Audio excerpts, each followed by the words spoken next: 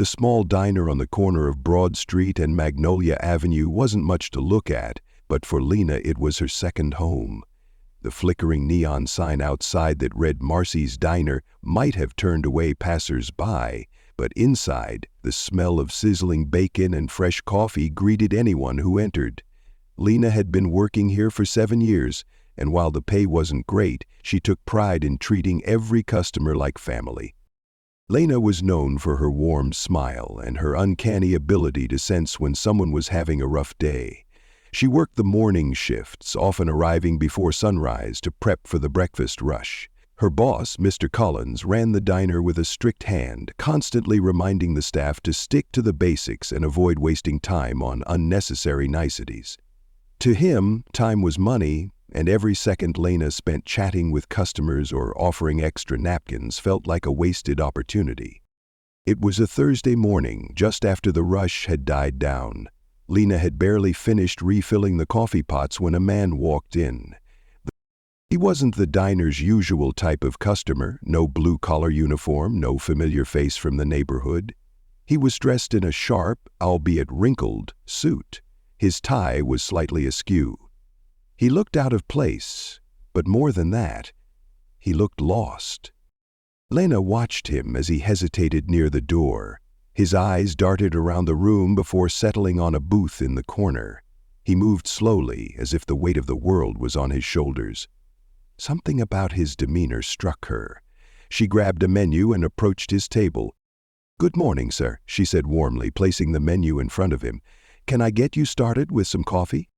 The man glanced up at her. His face was tired and drawn. "Just water, please," he said, his voice barely above a whisper. Lena nodded and returned a moment later with a glass of water. "You take your time," she said softly. "If you need anything, just let me know." As she walked back to the counter, she caught Mr. Collins glaring at her. "Lena," he said sharply, his voice low but firm, "we don't have time to cater to loiterers. If he's not ordering, he needs to leave." Her stomach tightened. She hated how Mr. Collins always seemed to judge people based on appearances. "He's just deciding," she said evenly, keeping her voice calm. "You've got tables to clean," Mr. Collins snapped. "Focus on paying customers." Lena turned away, biting her tongue. She hated confrontation, but something about the man's quiet demeanor made her feel like she couldn't ignore him.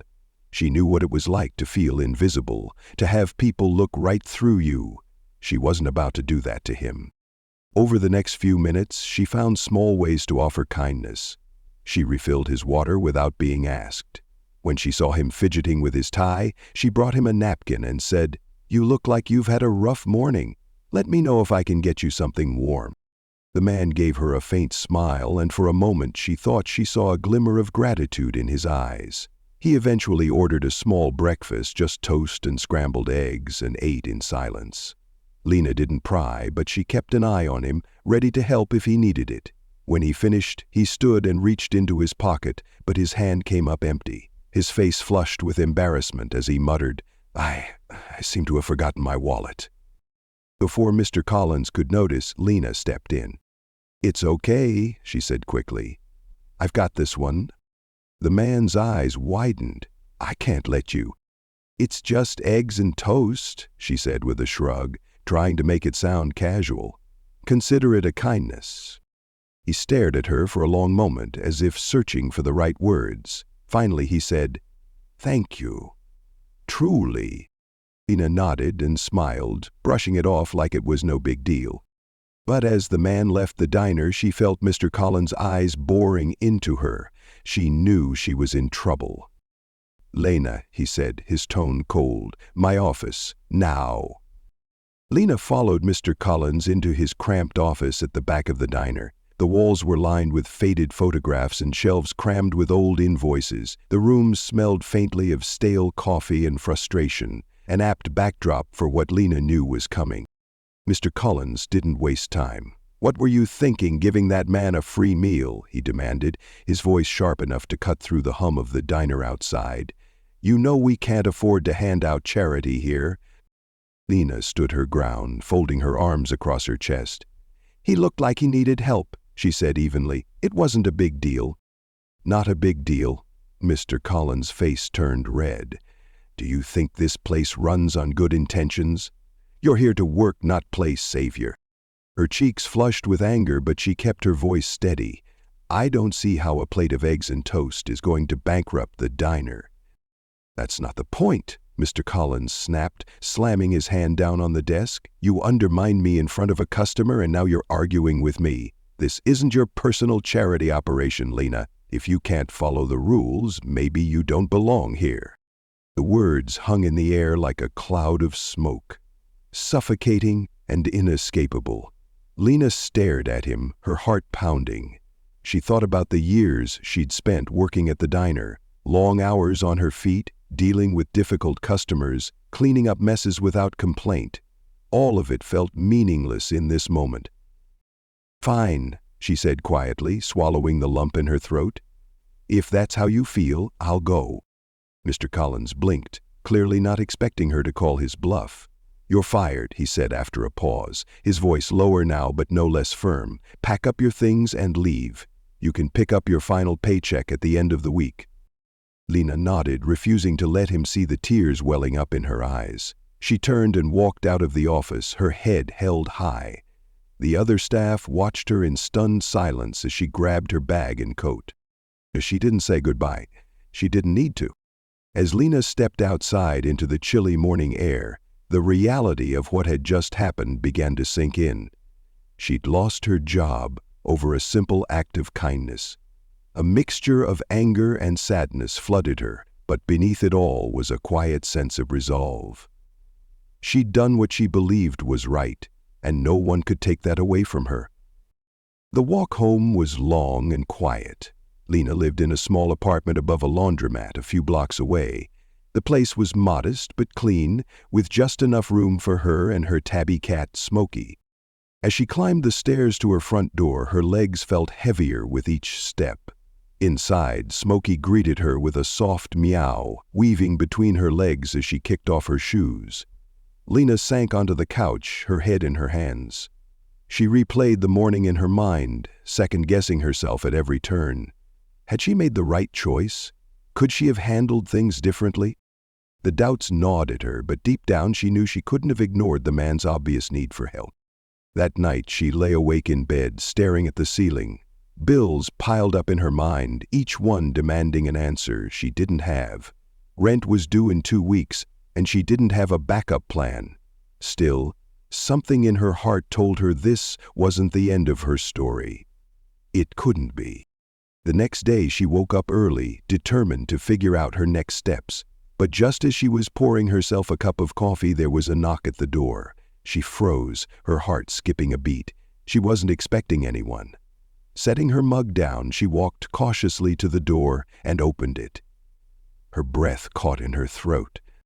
It was him. The man from the diner, only now, he didn't look lost or disheveled. He stood tall, his suit crisp, his expression calm but serious. In his hand was a small envelope. "Good morning," he said, his voice warm and steady. "I owe you an explanation. I owe you—" Lena's first instinct was to close the door. It wasn't that she was angry at the man, far from it, but the shock of seeing him again so soon made her hesitate. Still, there was something in his eyes, a quiet sincerity, that made her pause. "May I come in?" he asked, holding the envelope up like it was a peace offering. Lena glanced at the envelope, then back at him. Finally, she stepped aside. "Sure," she said cautiously, "but I hope you're not here to apologize for what happened. That wasn't your fault." The man stepped into her modest apartment, taking in the sparse but tidy living space. Smokey, ever the curious cat, padded over to inspect the visitor. The man crouched slightly, offering his hand. "Friendly little guy," he said with a small smile. Lena folded her arms, watching him carefully. "Look, I don't mean to be rude, but why are you here?" The man straightened up, his smile fading. "First, let me introduce myself properly. My name is Jonathan Reeves," he said. "And before I explain, I need you to know something. What you did yesterday meant more to me than you can imagine." Lena frowned, unsure how to respond. "I just brought you some eggs and toast," she said, her tone guarded. "It wasn't anything special." "That's where you're wrong," Jonathan replied. "You treated me like a human being when I felt like nothing. Do you know how rare that is?" Lena shook her head, still unsure what to make of this conversation. "What are you talking about?" Jonathan took a deep breath and looked her in the eye. "Yesterday, I wasn't just some random guy walking into a diner. I was testing something, an experiment, if you will." "An experiment?" Lena repeated, her voice tinged with disbelief. "What kind of experiment?" "I'm a businessman," Jonathan explained. "I own several companies across the country, but recently I've been looking for something different. People keep telling me how disconnected I've become, how out of touch I am with the struggles of everyday life, so I decided to see for myself. I left my wallet at home, dressed down, and visited places like your diner to observe how people treat someone they think has nothing to offer." Lena's eyes widened. "So you were pretending?" Jonathan nodded. "I wanted to find someone genuine, someone who would help without expecting anything in return. And you, Lena, you were that person." Her stomach churned with a mix of emotions. She didn't know whether to feel flattered or furious. "So what? This was all just some kind of game to you?" "Not at all," Jonathan said quickly. "It was never about tricking anyone. It was about finding people who still believe in kindness, even when there's no reward in sight. And you," he paused, reaching into the envelope, "you gave me hope." He handed her the envelope, and Lena hesitated before taking it. Inside was a check, a number so large that her breath caught in her throat. Her hands trembled as she looked back at him. "This can't be real," she whispered. "It is," Jonathan said. "It's not just a thank you, it's an investment in you. I believe you have something special, and I want to help you use it." Lena stared at the check, her mind racing. Part of her wanted to reject it outright. She wasn't the type to take handouts. But another part of her, the part that had spent the previous night worrying about rent and bills, knew this was a lifeline she couldn't ignore. "I don't know what to say," she finally admitted. "Say yes," Jonathan replied. "Let me help you build something better for yourself. You deserve it." Lena sat down on the couch, her hands gripping the check as if it might disappear. She couldn't stop staring at the number. It was more money than she'd ever imagined holding in her life. Smokey jumped up beside her, oblivious to the tension in the room, and nuzzled against her arm. It was a small comfort in the whirlwind of emotions flooding her mind. Jonathan took a seat across from her, his expression calm but earnest. "I know this is a lot to take in," he said gently, "and I don't expect you to make any decisions right now, but I want you to know why I'm doing this." Lena raised her eyes to meet his, still struggling to process everything. "Why me?" she asked, her voice barely above a whisper. "There are so many people out there who need help more than I do." Jonathan leaned forward, resting his elbows on his knees. "Because you didn't see me as a problem to be solved. You didn't look at me like I was beneath you. You just helped. No questions, no judgment, just kindness. That's rare, Lena, and it's something the world needs more of." His words hit her like a wave, washing over the doubts that had been building in her mind. She thought about her years at the diner, the countless times she'd stayed late to help a coworker or slipped a few dollars into the tip jar of a struggling busboy. None of it had ever felt like a big deal to her. It was just who she was. But now, sitting across from Jonathan, she realized that her small acts of kindness had ripples she couldn't have foreseen.